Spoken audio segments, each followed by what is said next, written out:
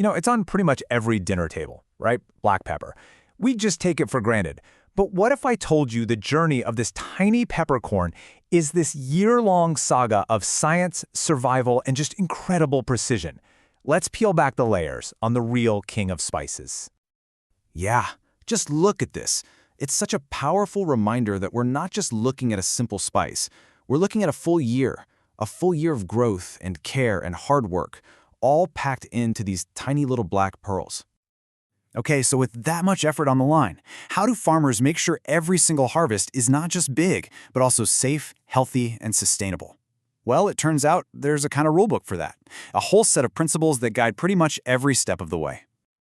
In that framework, it's called Good Agricultural Practices, or GAPS for short.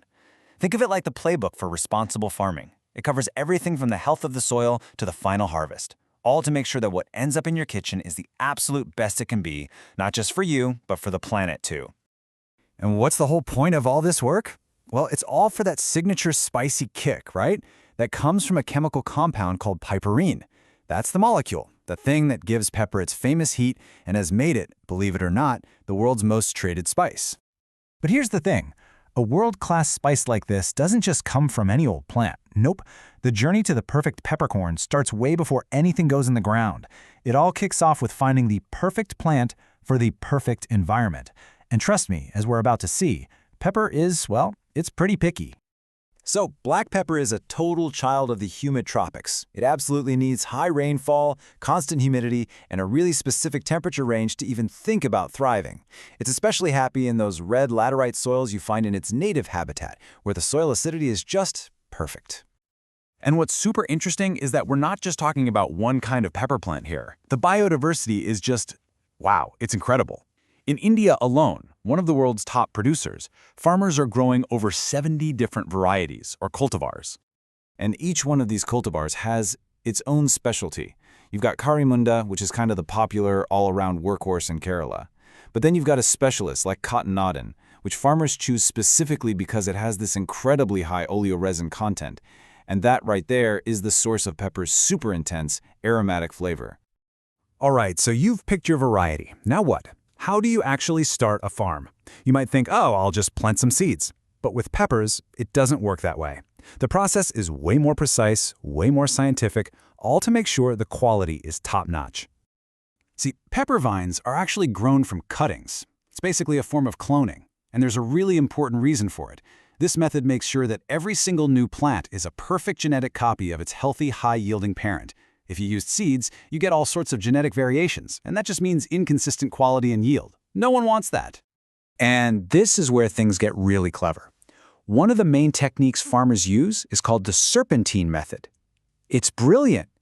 They take a long runner shoot from the main plant, and instead of just cutting it up right away, they lay it down and get it to sprout roots at each leaf node, right into these little bags of soil. Once those roots take hold, each node can just be snipped off to become a brand new plant. It's like an incredibly efficient factory for making new vines. Okay, so we've got our perfect little clones ready to go. But once they're actually in the ground, that's when the real work begins.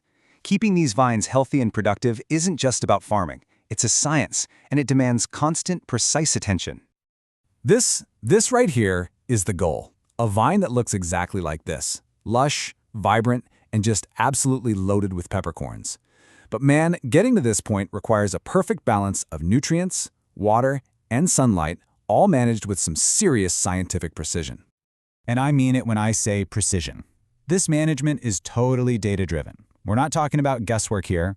Farmers actually test their soil, and based on the results, like you see in this table, they create a custom diet for their plants. If the soil is low in nitrogen, they add a very specific amount. It's scientific feeding, tailored vine by vine. And water management is every bit as critical. Get this, here's a crazy fact for you. Just by irrigating the vines during the dry summer months, farmers can literally double their productivity compared to vines that only get rain. I mean, that's a 100% increase. That is a huge, huge impact.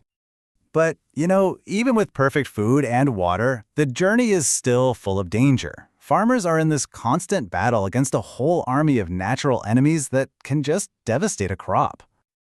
And this picture, it really says it all, doesn't it? On the left, a thriving, healthy vine, and on the right, a vine that's losing the fight against disease.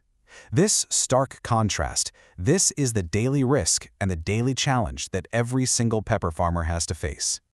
The number one enemy, the one they all fear, is a fungal disease called foot rot, or sometimes quick wilt. It loves the wet monsoon season, and it attacks the roots and the base of the vine. Once that thing takes hold, it can cause the entire plant to wilt and die in just a matter of weeks. It's absolutely devastating. And then, of course, you've got the insects. The Palu beetle is a total nightmare. Its grubs actually burrow inside the precious berries and just eat them from the inside out, causing them to rot. At the same time, you've got scale insects launching a totally different kind of assault, attaching to the vines and literally sucking the life right out of the plant. But when farmers manage to navigate all of those challenges successfully, we finally get to the last chapter, the harvest. And this is where we see the transformation from a fresh green berry into the dried, shelf-stable spice that we all know and love. So this is where the magic really happens. First, the berries are threshed or separated from their spikes. Then they get a quick 1-minute dip in hot water. This cleans them up and helps kickstart that deep black color we expect. After that comes the most crucial step, drying. They have to carefully get the moisture content all the way down from about 70% to a stable 10%. And finally, they're cleaned up and graded, ready to go out into the world. And hey, this isn't all done by hand in a field. Modern tech plays a huge role here. Machinery like mechanical threshers and these cool spiral separators are essential for processing huge amounts of pepper efficiently and, just as importantly, hygienically. It all helps guarantee a high-quality final product.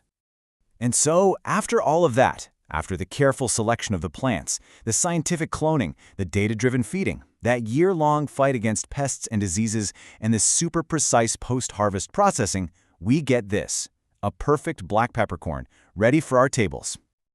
So it turns out this simple, everyday spice is, well, it's not simple at all, is it? It carries this incredible hidden story of science, of resilience, and of just an unbelievable amount of hard work. It really makes you think, doesn't it? The next time you reach for that pepper grinder, what part of this incredible journey is going to come to mind?